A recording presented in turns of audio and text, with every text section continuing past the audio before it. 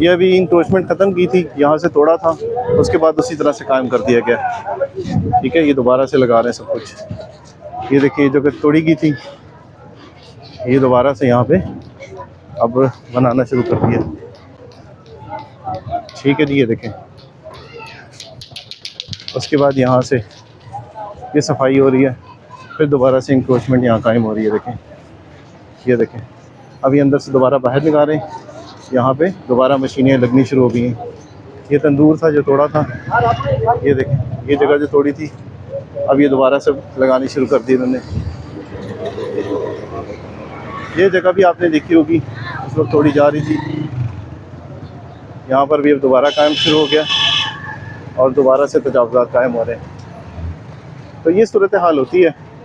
अब ऑपरेशन जो होता है इसका मकसद ये होता है कि जो तजावुज़ात होते हैं उनको ख़त्म किया जा सके।